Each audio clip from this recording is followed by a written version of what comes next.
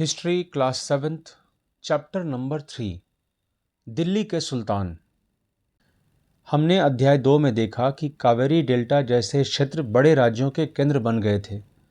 क्या आपने गौर किया कि अध्याय 2 में ऐसे किसी राज्य का जिक्र नहीं है जिसकी राजधानी दिल्ली रही हो? इसकी वजह यह है कि दिल्ली महत्वपूर्ण शहर 12वीं शताब्दी में ही बना। तालिका 1 पर नजर डालिए। पहले पहल तोमर राजपूतों के काल में दिल्ली किस साम्राज्य की राजधानी बनी? 12वीं सदी के मध्य में तोमरों को अजमेर के चौहानों, जिन्हें चाहमान नाम से भी जाना जाता है, ने परास्त किया। तोमरों और चौहानों के राज्यकाल में ही दिल्ली वाणिज्य का एक महत्वपूर्ण केंद्र बन गया। इस शहर में बहुत सारे समृद्धिशाली जैन व्यापारी रहते थे, जिन्होंने अनेक मंदिरों का निर्माण करवाया। यहाँ देहलीवाल कहे जाने वाले सिक्के भी ढाले जाते थे, जो काफ़ी प्रचलन में थे। 13वीं सदी के आरंभ में दिल्ली सल्तनत की स्थापना हुई और इसके साथ दिल्ली एक ऐसी राजधानी में बदल गई जिसका नियंत्रण इस उपमहाद्वीप के बहुत बड़े क्षेत्र पर फैला था। तालिका 1 पर फिर से नज़र डालिए और उन 5 वंशों की पहचान कीजिए जिनसे मिलकर दिल्ली की सल्तनत बनी। जिस इलाके को हम आज दिल्ली के नाम से जानते हैं, वहाँ इन सुल्तानों ने अनेक नगर बसाए। मानचित्र 1 को देखकर दिल्ली एक कुहना, श्री और जहांपनाह को पहचानिए। तालिका 1 दिल्ली के शासक। राजपूत वंश। तोमर। आरंभिक 12वीं शताब्दी 1165। अनंगपाल 1130 से 1145। चौहान 1165 से 1192। पृथ्वीराज चौहान 1175 से 1192। प्रारंभिक तुर्की शासक 1206 से 1290। कुतुबुद्दीन ऐबक 1206 से 1210। शमसुद्दीन इल्तुतमिश 1210 से 1236। रजिया 1236 से 1240। गयासुद्दीन बलबन 1266 से 1287। खलजी वंश 1290 से 1320। जलालुद्दीन खलजी 1290 से 1296। अलाउद्दीन खलजी 1296 से 1316। तुगलक वंश 1320 से 1414। गयासुद्दीन तुगलक 1320 से 1324। मोहम्मद तुगलक 1324 से 1351। फिरोज शाह तुगलक 1351 से 1388। सैयद वंश 1414 से 1451। खिज खान 1414 से 1421। लोदी वंश बहलोल लोदी 1451 से 1489 तक। दिल्ली के सुल्तानों के बारे में जानकारी कैसे? हालांकि अभिलेख, सिक्कों और स्थापत्य भवन निर्माण कला के माध्यम से काफ़ी सूचना मिलती है, मगर और भी महत्वपूर्ण वे इतिहास, तारीख एकवचन, तवारीख बहुवचन हैं जो सुल्तानों के शासनकाल में प्रशासन की भाषा फारसी में लिखे गए थे। तवारीख के लेखक सचिव, प्रशासक, कवि और दरबारियों जैसे सुशिक्षित व्यक्ति होते थे, जो घटनाओं का वर्णन भी करते थे और शासकों को प्रशासन संबंधी सलाह भी देते थे। वे न्याय संगत शासन के महत्व पर बल देते थे। ये कुछ और बातें ध्यान में रखें। पहला, तवारीख के लेखक नगरों में, विशेषकर दिल्ली में रहते थे, गांव में शायद ही कभी रहते हों। दूसरा, वे अक्सर अपने इतिहास सुल्तानों के लिए उनसे ढेर सारे इनाम इकराम पाने की आशा में लिखा करते थे। तीसरा, ये लेखक अक्सर शासकों को जन्मसिद्ध अधिकार और लिंग भेद पर आधारित आदर्श समाज व्यवस्था बनाए रखने की सलाह देते थे। उनके विचारों से सारे लोग सहमत नहीं होते थे। सन 1236 में सुल्तान इल्तुतमिश की बेटी रजिया सिंहासन पर बैठी। उस युग के इतिहासकार मिन्हाज सिराज ने स्वीकार किया है कि वह अपने सभी भाइयों से अधिक योग्य और सक्षम थी, लेकिन फिर भी वह एक रानी को शासक के रूप में मान्यता नहीं दे पा रहा था। दरबारी जन भी उसके स्वतंत्र रूप से शासन करने की कोशिशों से प्रसन्न नहीं थे। सन 1240 में उसे सिंहासन से हटा दिया गया। मानचित्र 1 13वीं-14वीं सदी में दिल्ली सल्तनत के कुछ चुने हुए शहर। चित्र 1 पांडुलिपि को तैयार करने के 4 चरण। पहला, कागज़ तैयार करना। दूसरा, लेखन कार्य। तीसरा, महत्वपूर्ण शब्दों और अनुच्छेदों की ओर ध्यान आकर्षित करने के लिए सोने को पिघलाकर उसका प्रयोग। चौथा, जिल्द तैयार करना। क्या आपको लगता है कि न्याय चक्र राजा और प्रजा के बीच के संबंध को समझाने के लिए उपयुक्त शब्द है?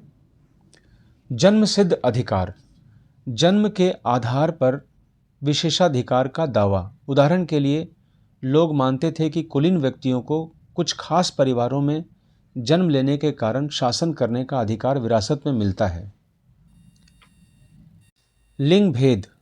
स्त्रियों तथा पुरुषों के बीच सामाजिक तथा शरीर रचना संबंधी अंतर। आमतौर पर यह तर्क दिया जाता है कि ऐसे अंतर के कारण पुरुष स्त्रियों की तुलना में श्रेष्ठ होते हैं। न्याय चक्र। 13वीं सदी के इतिहासकार फ़ख-ए मुदब्बिर ने लिखा था, राजा का काम सैनिकों के बिना नहीं चल सकता। सैनिक वेतन के बिना नहीं जी सकते। वेतन आता है किसानों से एकत्रित किए गए राजस्व से, मगर किसान भी राजस्व तभी चुका सकेंगे जब वे खुशहाल और प्रसन्न हों। ऐसा तभी हो सकता है जब राजा न्याय और ईमानदार प्रशासन को बढ़ावा दे। रजिया के बारे में मिन्हाज-ए-सिराज के विचार। मिन्हाज-ए-सिराज का सोचना था कि ईश्वर ने जो आदर्श समाज व्यवस्था बनाई है उसके अनुसार स्त्रियों को पुरुषों के अधीन होना चाहिए और रानी का शासन इस व्यवस्था के विरुद्ध जाता था। इसलिए वह पूछता है, खुदा की रचना के खाते में उसका ब्यौरा चूंकि मर्दों की सूची में नहीं आता, इसलिए इतनी शानदार खूबियों से भी उसे आखिर हासिल क्या हुआ? रजिया ने अपने अभिलेखों और सिक्कों पर अंकित करवाया कि वह सुल्तान इल्तुतमिश की बेटी थी। आधुनिक आंध्र प्रदेश के वारंगल क्षेत्र में किसी समय काकतीय वंश का राज्य था। उस वंश की रानी रुद्रम्मा देवी 1262 से 1289 के व्यवहार से रजिया का व्यवहार बिल्कुल विपरीत था। रुद्रम्मा देवी ने अपने अभिलेखों में अपना नाम पुरुषों जैसा लिखवाकर अपने पुरुष होने का भ्रम पैदा किया था।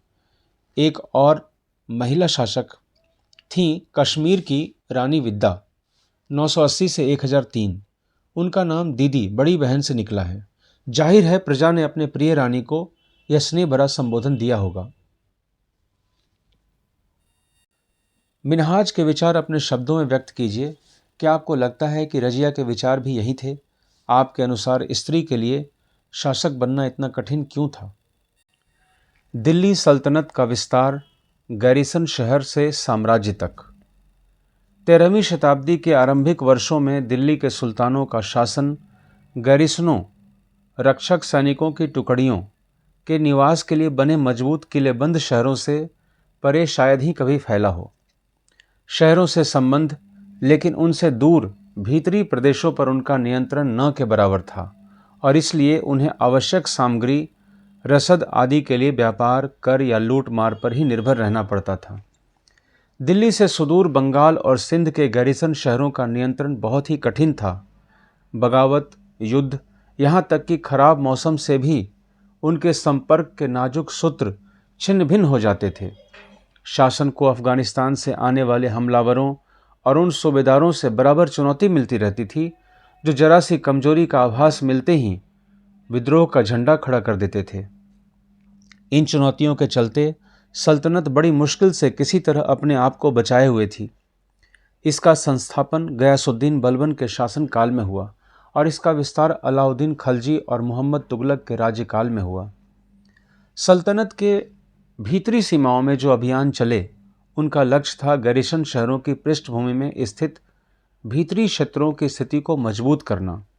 इन अभियानों के दौरान गंगा यमुना के दो आब से जंगलों को साफ कर दिया गया और शिकारी संग्राहकों तथा चरवाहों को उनके पर्यावास से खदेड़ दिया गया।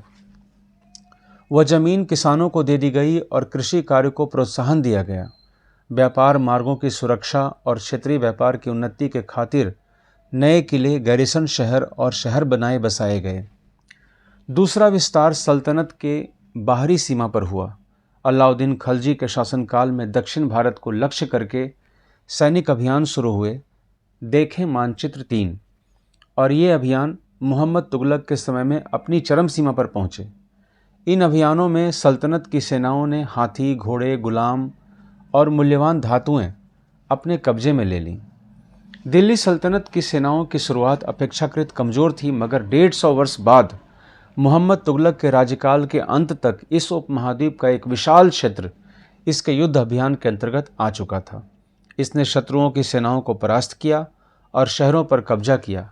इसके सूबेदार और प्रशासक मुकदमों में फैसले सुनाते थे और साथ ही किसानों से कर वसूल करते थे। लेकिन इतने विशाल क्षेत्र पर इनका नियंत्रण किस सीमा तक और कितना प्रभावी था? मानचित्र 2 शमसुद्दीन इल्तुतमिश द्वारा जीते गए प्रमुख शहर।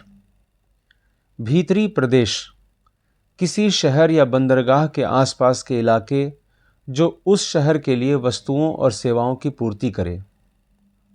गैरिसन शहर, किलेबंद बसाव जहां सैनिक रहते हैं। मानचित्र 3 अलाउद्दीन खलजी का दक्षिण भारत अभियान। चित्र 2 12वीं सदी के आखिरी दशक में बनी कुव्वत अब इस्लाम मस्जिद तथा उसकी मीनारें। यह जामा मस्जिद दिल्ली के सुल्तानों द्वारा बनाए गए सबसे पहले शहर में स्थित है। इतिहास में इस शहर को दिल्ली एक कुहना पुराना शहर कहा गया है। इस मस्जिद का इल्तुतमिश और अलाउद्दीन खलजी ने और विस्तार किया। मीनार 3 सुल्तानों कुतुबुद्दीन ऐबक, इल्तुतमिश और फिरोज शाह तुगलक द्वारा बनवाई गई थी। चित्र 3 बेगमपुरी मस्जिद। यह मोहम्मद तुगलक के राज्यकाल में दिल्ली में उसकी नई राजधानी जहांपनाह, विश्व की शरण स्थली की मुख्य मस्जिद के तौर पर बनाई गई थी। मानचित्र 1 में जहांपनाह को ढूंढिए। चित्र 4 मोठ की मस्जिद। सिकंदर लोदी के शासनकाल में यह उसके मंत्री द्वारा बनवाई गई। चित्र 5 जमाली कमाली की मस्जिद 1520 के दशक के आखिरी दिनों में निर्मित। मस्जिद यह अरबी का शब्द है जिसका शाब्दिक अर्थ है ऐसा स्थान जहां मुसलमान अल्लाह की आराधना में सजदा, घुटने और माथा टेक कर करते हैं। जामा मस्जिद या मस्जिद ए जामी वह मस्जिद होती है जहां अनेक मुसलमान एकत्र होकर साथ साथ नमाज पढ़ते हैं। नमाज की रस्म के लिए सारी नमाजियों में से सबसे अधिक सम्माननीय और विद्वान पुरुष को इमाम के रूप में चुना जाता है। इमाम शुक्रवार की नमाज के दौरान धर्मोपदेश खुतबा भी देता है। नमाज के दौरान मुसलमान मक्का की तरफ मुंह करके खड़े होते हैं। भारत में मक्का पश्चिम की ओर पड़ता है। मक्का की ओर की दिशा को किबला कहा जाता है। दिल्ली के सुल्तानों ने सारे उपमहाद्वीप के अनेक शहरों में मस्जिदें बनवाई। इससे उनके मुसलमान और इस्लाम के रक्षक होने के दावे को बल मिलता था। समान आचार संहिता और आस्था का पालन करने वाले श्रद्धालुओं के परस्पर एक समुदाय से जुड़े होने का बोध उत्पन्न करने में भी मस्जिदें सहायक थीं। एक समुदाय का अंग होने के बोध को प्रबल करना जरूरी था क्योंकि मुसलमान अनेक भिन्न भिन्न प्रकार की पृष्ठभूमियों से आते थे। चित्र 2, 3, 4 एवं 5 की तुलना कीजिए। इन मस्जिदों की समानताएं और असमानताएं ढूंढ निकालने की कोशिश कीजिए। चित्र 3, 4, 5 में स्थापत्य की उस परंपरा का विकास दिखाई देता है जिसकी चरम सीमा हमें दिल्ली में शाहजहां की मस्जिद में दिखाई देती है। अध्याय 5 में चित्र 7 देखें। खलजी तथा तुगलक वंश के अंतर्गत प्रशासन और समेकन। नज़दीक से एक नज़र। दिल्ली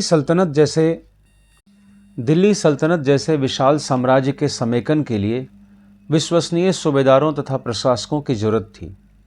दिल्ली के आरंभिक सुल्तान, विशेषकर इल्तुतमिश, सामंतों और जमींदारों के स्थान पर अपने विशेष गुलामों को सूबेदार नियुक्त करना अधिक पसंद करते थे।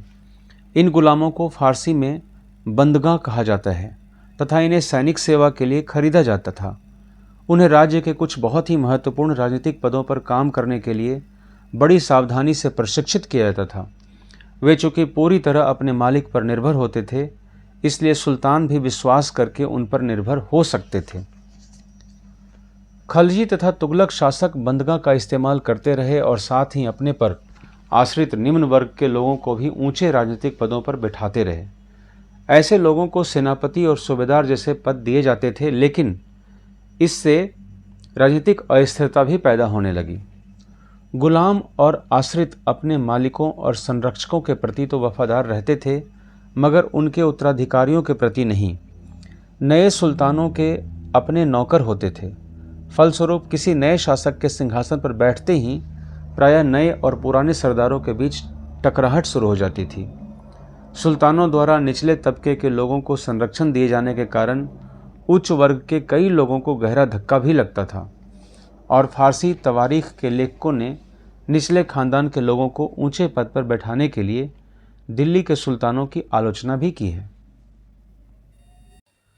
पहले वाले सुल्तानों की ही तरह खलजी और तुगलक शासकों ने भी सेनानायकों को भिन्न भिन्न आकार के इलाकों के सूबेदार के रूप में नियुक्त किया। ये इलाके इक्ता कहलाते थे और इन्हें संभालने वाले अधिकारी इक्तदार या मुक्ति कहे जाते थे। मुक्ति का फर्ज था कि सैनिक अभियानों का नेतृत्व करना और अपने इक्तों में कानून और व्यवस्था बनाए रखना। अपनी सैनिक सेवाओं के बदले वेतन के रूप में मुक्ति अपने इलाकों से राजस्व की वसूली किया करते थे। राजस्व के रूप में मिली रकम से ही वे अपने सैनिकों को भी तनख्वाह देते थे। मुक्ति लोगों पर काबू रखने का सबसे प्रभावी तरीका यह था कि उनका पद वंश परंपरा से न चले और उन्हें कोई भी इक्ता थोड़े थोड़े समय के लिए ही मिले, जिसके बाद उनका स्थानांतरण कर दिया जाए। सुल्तान अलाउद्दीन खलजी और मोहम्मद तुगलक के शासनकाल में नौकरी के इन कठोर नियमों का बड़ी सख्ती से पालन होता था। मुक्ति लोगों द्वारा एकत्रित किए गए राजस्व की रकम का हिसाब लेने के लिए राज्य द्वारा लेखा अधिकारी नियुक्त किए जाते थे। इस बात का ध्यान रखा जाता था कि मुक्ति राज्य द्वारा निर्धारित कर ही वसूले और तय संख्या के अनुसार सैनिक रखे। जब दिल्ली के सुल्तान शहरों से दूर आंतरिक इलाकों को भी अपने अधिकार में ले आए तो उन्होंने भूमि के स्वामी सामंतों और अमीर जमींदारों को भी अपनी सत्ता के आगे झुकने को बाध्य कर दिया। अलाउद्दीन खलजी के शासनकाल में भू राजस्व के निर्धारण और वसूली के कार्य को राज्य अपने नियंत्रण में ले आया। स्थानीय सामंतों से कर लगाने का अधिकार छीन लिया गया, बल्कि स्वयं उन्हें भी कर चुकाने को बाध्य किया गया। सुल्तान के प्रशासकों ने जमीन की पैमाइश की और इसका हिसाब बड़ी सावधानी से रखा। कुछ पुराने सामंत और जमींदार राजस्व के निर्धारण और वसूली अधिकारी के रूप में सल्तनत की नौकरी करने लगे। उस समय 3 तरह के कर थे। पहला, कृषि पर, जिसे खराज कहा जाता था और जो किसान की उपज का लगभग 50% होता था। दूसरा, मवेशियों पर तथा तीसरा, घरों पर। यह याद रखना जरूरी है कि इस उपमहाद्वीप का काफ़ी बड़ा हिस्सा दिल्ली के सुल्तानों के अधिकार से बाहर ही था। दिल्ली से बंगाल जैसे सुदूर प्रांतों का नियंत्रण कठिन था और दक्षिण भारत की विजय के तुरंत बाद ही वह पूरा क्षेत्र फिर से स्वतंत्र हो गया था। यहाँ तक कि गंगा के मैदानी इलाके में भी घने जंगलों वाले क्षेत्र ऐसे क्षेत्र थे जिनमें बैठने से सुल्तान की सेनाएं अक्षम थीं। स्थानीय सरदारों ने इन क्षेत्रों में अपना शासन जमा लिया। अलाउद्दीन खलजी और मोहम्मद तुगलक इन इलाकों पर जोर जबरदस्ती अपना अधिकार जमा तो लेते थे, पर वह अधिकार कुछ ही समय तक रह पाता था। चंगेज खान के नेतृत्व में मंगोलों ने 1219 में उत्तर पूर्वी ईरान में ट्रांस ऑक्सियाना आधुनिक उज्बेकिस्तान पर हमला किया और उसके शीघ्र बाद ही दिल्ली सल्तनत को उनका धावा झेलना पड़ा। अलाउद्दीन खलजी और मोहम्मद तुगलक के शासनकालों के आरंभ में दिल्ली पर मंगोलों के धावे बढ़ गए। इससे मजबूर होकर दोनों ही सुल्तानों को एक विशाल स्थानीय सेना खड़ी करनी पड़ी। इतनी विशाल सेना को संभालना प्रशासन के लिए भारी चुनौती थी। आइए देखें कि दोनों सुल्तानों ने इस चुनौती का सामना कैसे किया। बेटों से बढ़कर गुलाम। सुल्तान को सलाह दी जाती थी सुल्तानों को सलाह दी जाती थी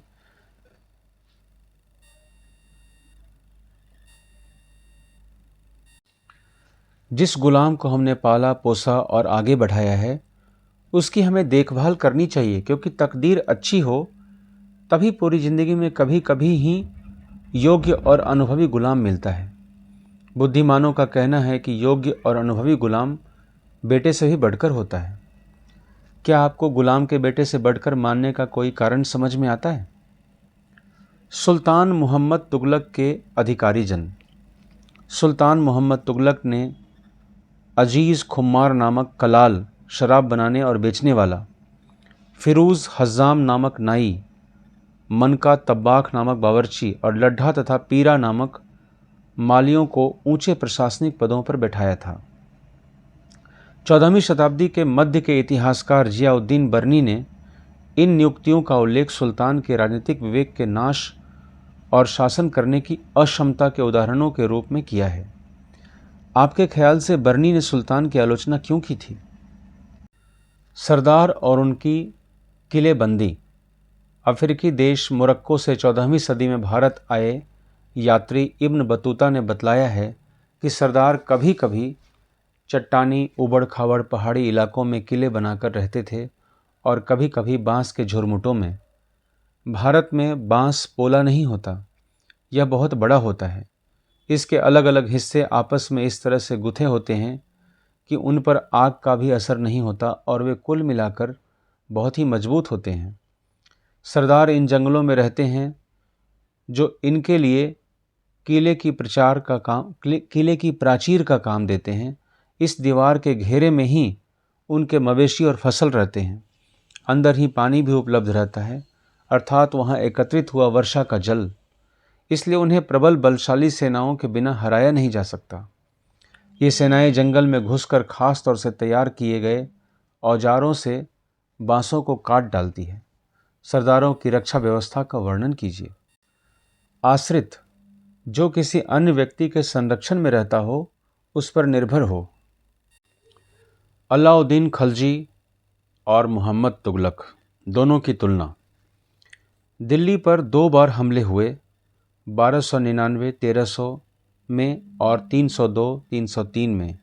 इनका सामना करने के लिए अलाउद्दीन खलजी ने एक विशाल अस्थायी सेना खड़ी की। मोहम्मद तुगलक के शासन के प्रारंभिक वर्षों में सल्तनत पर हमला हुआ। मंगोल सेना परास्त हो गई। मोहम्मद तुगलक को अपनी सेना की शक्ति और अपने संसाधनों पर इतना विश्वास था कि उसने ट्रांस ऑक्सियाना पर आक्रमण की योजना बना ली। एक अस्थायी सेना तैयार करना उसका आक्रामक कदम था। अलाउद्दीन खलजी ने अपने सैनिकों के लिए सिरी नामक एक नया गैरिसन शहर बनाया। मानचित्र 1 में इस शहर को ढूंढिए। नया गैरिसन शहर बनाने के स्थान पर दिल्ली के 4 शहरों में से सबसे पुराने शहर देहली एक कुहना को निवासियों से खाली करवाकर वहां सैनिक छावनी बना दी गई। पुराने शहर के निवासियों को दक्षिण में बनी नई राजधानी दौलताबाद भेज दिया गया। सैनिकों को पेट भरने की समस्या को गंगा यमुना के बीच की भूमि से कर के रूप में खेती की पैदावार इकट्ठी करके हल किया गया। किसानों की पैदावार का 50% हिस्सा कर के तौर पर तय कर दिया गया था। सेना को खिलाने के लिए उसी इलाके से खाद्यान्न इकट्ठा किया गया, लेकिन सैनिकों की विशाल संख्या की ज़रूरतें पूरी करने के लिए सुल्तान ने अतिरिक्त कर भी लगाए। इसी दौरान उस क्षेत्र में अकाल भी पड़ा। सैनिकों को वेतन भी देना होता था। अलाउद्दीन ने सैनिकों को इक्ता के स्थान पर नकद वेतन देना तय किया। सैनिक अपना आवश्यक सामान दिल्ली के व्यापारियों से खरीदते थे और यह आशंका थी कि व्यापारी अपनी चीज़ों की कीमतें बढ़ा देंगे। इसे रोकने के लिए अलाउद्दीन ने दिल्ली में चीज़ों की कीमतों पर नियंत्रण लागू कर दिया। अफसर बड़ी सावधानी से कीमतों का सर्वेक्षण करते थे और जो व्यापारी निश्चित दरों का उल्लंघन करते थे उन्हें सज़ा मिलती थी। मोहम्मद तुगलक भी अपने सैनिकों को नकद वेतन देता था, लेकिन कीमतों पर नियंत्रण करने की जगह उसने कुछ कुछ आज की कागजी मुद्रा की तरह टोकन सांकेतिक मुद्रा चलाई। ये सिक्के धातु के बने होते थे, लेकिन सोने चांदी के न होकर सस्ती धातु के। 14वीं सदी के लोगों को इस मुद्रा पर भरोसा नहीं था। वे बड़े चतुर थे। अपने सोने चांदी के सिक्के वे बचा कर रख लेते थे और अपने तमाम कर इस टोकन मुद्रा से ही चुकाते थे। इस सस्ती मुद्रा जैसी जाली सिक्के भी बड़ी आसानी से बनाए जा सकते थे। अलाउद्दीन के प्रशासनिक कदम काफ़ी सफल रहे और इतिहासकारों ने कीमतों में कमी और बाजार में वस्तुओं की कुशलता से आपूर्ति के लिए उसके शासनकाल की बहुत प्रशंसा की है। मंगोल आक्रमणों के खतरे का भी उसने सफलतापूर्वक सामना किया। मोहम्मद तुगलक द्वारा उठाए गए प्रशासनिक कदम बेहद असफल रहे। कश्मीर पर उसका आक्रमण पूरी तरह विफल रहा था। तब उसने तुरान पर हमला करने का इरादा छोड़ दिया और अपनी विशाल सेना को भंग कर दिया। इस बीच उसने प्रशासन संबंधी जो कदम उठाए थे उनसे कई परेशानियां पैदा हो गईं। दौलताबाद ले जाए जाने से लोग बहुत नाराज थे। करों में वृद्धि और गंगा यमुना के दो आब में अकाल से विक्षुब्ध जनता बगावत पर उतर आई और मोहम्मद तुगलक को अंततः टोकन मुद्रा भी वापस लेनी पड़ी। इन तमाम असफलताओं की गिनती करने में हम कभी कभी भूल जाते हैं कि सल्तनत के इतिहास में पहली बार दिल्ली के किसी सुल्तान ने मंगोल इलाके को फतह करने के अभियान की योजना बनाई थी। जहां अलाउद्दीन खलजी का बल प्रतिरक्षा पर था, वहां मोहम्मद तुगलक के द्वारा उठाए गए कदम मंगोलों के विरुद्ध सैनिक आक्रमण की योजना का हिस्सा थे। 15वीं तथा 16वीं शताब्दी में सल्तनत तालिका 1 को फिर से देखें। आप पाएंगे कि तुगलक वंश के बाद 1526 तक दिल्ली तथा आगरा पर सैयद तथा लोदी वंशों का राज्य रहा। तब तक जौनपुर, बंगाल, मालवा, गुजरात, राजस्थान तथा पूरे दक्षिण भारत में स्वतंत्र शासक उठ खड़े हुए थे। उनकी राजधानियां समृद्ध थीं और राज्य फल फूल रहे थे। इसी काल में अफगान तथा राजपूतों जैसे नए शासक समूह भी उभरे। इस काल में स्थापित राज्यों में से कुछ छोटे तो थे पर शक्तिशाली थे और उनका शासन बहुत ही कुशल तथा सुव्यवस्थित तरीके से चल रहा था। शेर शाह सूर 1540 से 1545 ने बिहार में अपने चाचा के एक छोटे से इलाके के प्रबंधक के रूप में काम शुरू किया था और आगे चलकर उसने इतनी उन्नति की कि मुगल सम्राट हुमायूं 1530 से 1540, 1555 से 1556 तक को चुनौती दी और परास्त किया। शेर शाह ने दिल्ली पर अधिकार करके स्वयं अपना राजवंश स्थापित किया। सूर वंश ने केवल 15 वर्ष 1540 से 1555 शासन किया, लेकिन इसके प्रशासन ने अलाउद्दीन खलजी वाले कई तरीकों को अपनाकर उन्हें और भी चुस्त बना दिया। महान सम्राट अकबर 1556 से 1605 ने जब मुगल साम्राज्य को समेकित किया तो उसने अपने प्रतिमान के रूप में शेर शाह की प्रशासन व्यवस्था को ही अपनाया था। अन्यत्र 3 श्रेणियां ईश्वरीय शांति, नाइट और धर्मयुद्ध। 3 श्रेणियों का विचार सबसे पहले 11वीं शताब्दी के आरंभ में फ्रांस में सूत्रबद्ध किया गया। इसके अनुसार समाज को 3 वर्गों में विभाजित किया गया: प्रार्थना करने वाला वर्ग, युद्ध करने वाला वर्ग और खेती करने वाला वर्ग। 3 वर्गों में समाज के इस विभाजन को ईसाई धर्म का समर्थन भी प्राप्त था।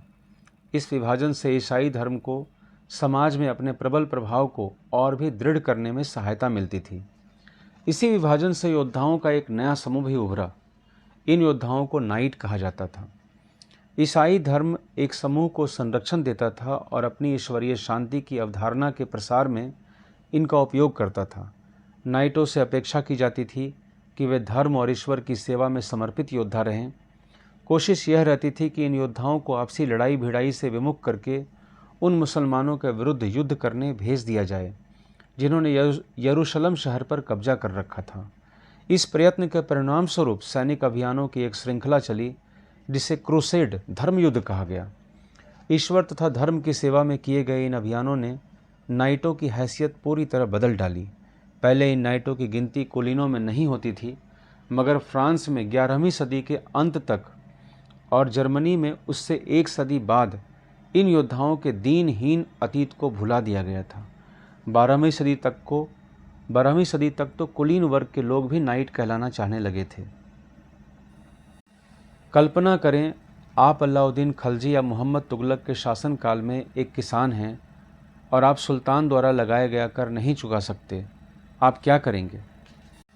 बीज शब्द: इक्ता, तारीख, गैरिसन, मंगोल, लिंग, खराज।